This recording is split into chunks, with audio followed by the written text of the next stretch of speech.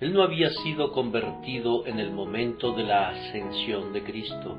Sin embargo, Pablo fue constituido apóstol, pues el Señor Jesús se le apareció en el camino cuando se dirigía a Damasco para perseguir a los santos de Dios. Cuando se vio como insertado de esta forma, al final de los apóstoles, se refirió a sí mismo en los términos más desmerecedores, llamándose uno nacido fuera de tiempo. Quienes están familiarizados con la lengua griega saben qué término tan despectivo se aplicó Pablo en este punto, como si él casi no fuese un ser humano del todo, o en todo caso, como si fuese el último de los miembros de la familia, uno nacido fuera de tiempo, y no únicamente el último, sino también el más ínfimo, pues afirma: porque yo soy el más insignificante de los apóstoles, que no soy digno de ser llamado apóstol, pues perseguí a la iglesia de Dios. Los especialistas sabrán por qué no puedo explicar con exactitud la palabra que Pablo utiliza. Antes bien, he de atenerme a la versión de nuestra traducción que, aunque posiblemente no tenga la fuerza y el pleno significado de la expresión griega, es, quizás, y a pesar de lo expresado, útil para la lectura en público, uno nacido fuera de tiempo. Pablo tenía un concepto muy humilde de sí. Se consideraba menos que nada, se rebajaba al punto de una consideración ínfima y mencionaba que fue traído a Cristo y constituido apóstol cuando el tiempo para un nombramiento así había aparentemente concluido. Completamente fuera de tiempo, más allá del período en el que se pudiera haber pensado que otro apóstol sería llamado por Dios, fue encontrado él como uno nacido fuera de tiempo. Mi tema esta noche es, primero, el tiempo singular del nacimiento espiritual de Pablo. Hay muchos verdaderos hijos de Dios que, a semejanza del apóstol, han nacido fuera de tiempo.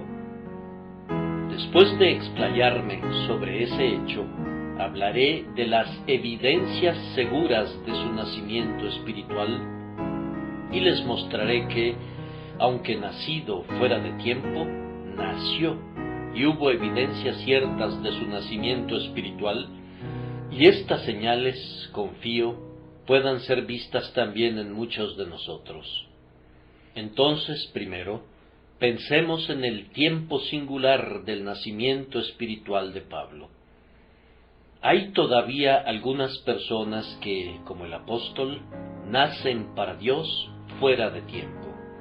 Son verdaderamente nacidas de nuevo, regeneradas, convertidas en el momento menos esperado. Ha habido multitudes que han sido traídas a Cristo bajo la influencia de sermones ardientes, cuando los llamados de hombres fieles han conmovido a la congregación y la verdad ha penetrado en los corazones de muchos de los oyentes. Pero ha habido también tiempos en los que los ministros de Dios han languidecido, cuando el sermón ha parecido desprovisto de toda fuerza, cuando nadie ha dado la impresión de haber sentido el poder del discurso, y aparentemente la verdad ha caído de bruces. Sin embargo, en muchas de esas ocasiones ha habido algunos pecadores que han sido convertidos a Dios, cuando difícilmente hubiéramos pensado que eso fuera posible. El señor Tennant, un famoso ministro norteamericano del tiempo de Whitefield, uno de los hombres más denodados y seráficos que hayan proclamado el Evangelio de Jesucristo, tenía un oyente que permanecía inconmovible ante una buena cantidad de sus sermones más fieles. Otros fueron salvados, pero no este hombre. Parecía indiferente e inconmovible. Pero un cierto domingo sucedió algo muy inusual. El señor Tennant había preparado un sermón con sumo cuidado. Era lo que suele llamarse un sermón elaborado, que le había costado todo el pensamiento y todos los esfuerzos posibles. Pero no se había adentrado mucho en la predicación cuando su memoria le falló por completo y su mente rehusó trabajar.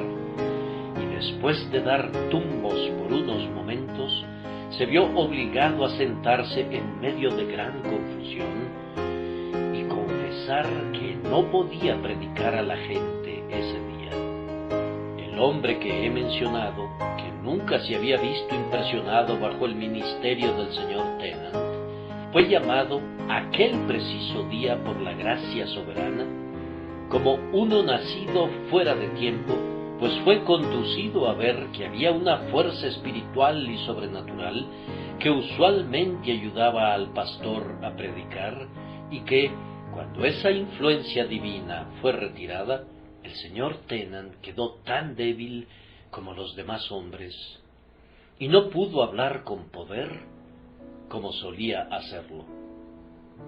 Esta verdad, de alguna manera u otra, pues las mentes humanas están extrañamente constituidas y las cosas que no tienen efecto sobre ciertas personas afectan muy grandemente a otras que participan de la misma experiencia. Esta verdad, repito, indujo al hombre a pensar, y cuando pensó, fue conducido a creer en Dios y a confiar en el Señor Jesucristo para la salvación de su alma. Él fue, sin ninguna duda, uno nacido fuera de tiempo. A mí me gustaría sufrir un colapso como lo experimentó el señor Tennant, si por ese medio algunos de ustedes nacieran de nuevo para Dios. Preferiría quedarme mudo y ganar un alma para Jesús que hablar lenguas humanas y angélicas, pero que los corazones de los hombres no fuesen conmovidos por la verdad que proclamo.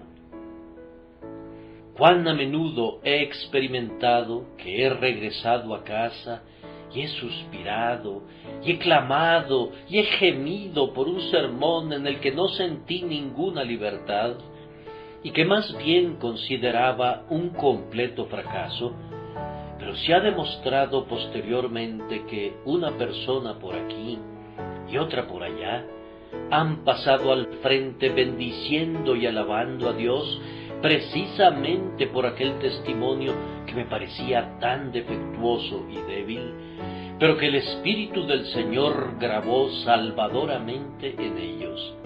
Así que, todavía, hay algunos que de esta manera son nacidos fuera de tiempo por medio del uso que hace el Espíritu Santo, incluso de la debilidad y del aparente fracaso del predicador.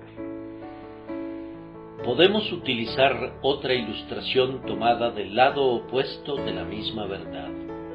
Algunos son convertidos cuando dan la impresión de estar en un estado mental en el que parecería muy improbable que fuesen conmovidos. Recuerdo que me encontraba un día en casa del Dr. Campbell, cuando me narró la historia de un ministro que estaba predicando una noche en el antiguo tabernáculo de Whitfield en Moorfields, y estaban presentes, bajo muy extrañas circunstancias, dos jóvenes que habían caído en hábitos disipados y que se habían citado en esa precisa noche para cometer algún grave pecado. Si hubiesen hecho lo que habían planeado, podría haber sucedido que se hubiesen lanzado a una carrera de vicio de la cual, tal vez, no se habrían podido desenredar nunca. Ellos iban pasando por el tabernáculo de Moorfields, que algunos de ustedes recuerdan, y como querían saber la hora en la que habrían de llevar a cabo este propósito impío, uno de ellos le dijo al otro: «Entra y mira la hora. Con seguridad hay un reloj allí dentro». Pero el reloj no estaba colocado como está colocado aquí, a espaldas del predicador, sino en el lado opuesto. Así que el joven tuvo que caminar dentro del templo un trecho mayor del que hubiera querido, para poder ver el reloj. Si recuerdo correctamente, el predicador esa noche era Matthew Wilkes y estaba simplemente expresando un comentario singular, algo que llamó la atención del joven y que lo retuvo en el pasillo. Su compañero esperó afuera durante unos instantes, pero como hacía frío, decidió entrar y mirar él mismo el reloj y sacar a su amigo. Entró. Las flechas del Señor traspasaron el corazón de ambos jóvenes, y el segundo de esos dos jóvenes era John Williams, el famoso misionero y finalmente el mártir de Erromanga. Así, ellos también fueron nacidos fuera de tiempo. Era difícil pensar en la posibilidad de que esos hombres se convirtieran en predicadores del Evangelio, como lo hicieron, puesto que en aquel preciso momento estaban desesperadamente decididos a cometer un grave pecado contra Dios, y sus corazones estaban enteramente entregados a los placeres y a las insensateces de este mundo. Pero así sucedió, y nuestro Señor sabe todavía cómo detener a los hombres, así como detuvo a Saulo de Tarso cuando iba camino a Damasco. Pablo es el hombre que dice que fue nacido fuera de tiempo, y es un maravilloso ejemplo de este método de interposición divina. Saulo tiene en su posesión las cartas del sumo sacerdote que le permitirán encarcelar a los santos y trasladarlos a Jerusalén. Cabalga hacia Damasco y ya puede vislumbrar la ciudad cuando, sumido en su prepotente curso de persecución, el propio Señor Jesucristo interviene y lo derriba en tierra. Luego se levanta a orar y en sus 3 días de ceguera y ayuno se dedica a buscar al Señor y lo encuentra para la salvación de su alma y gozo de su espíritu, convirtiéndose así en un apóstol de ese mismo Salvador a quien, en su ignorancia, había estado persiguiendo. Después de tal triunfo de la gracia divina, no perdamos la esperanza con ningún pecador, a pesar de lo lejos que se hubiere adentrado en el pecado. Ustedes saben cómo Pablo, escribiendo a Timoteo, dijo de sí mismo: «Pero por esto fui recibido a misericordia, para que Jesucristo mostrase en mí el primero toda su clemencia, para ejemplo de los que habrían de creer en él para vida eterna».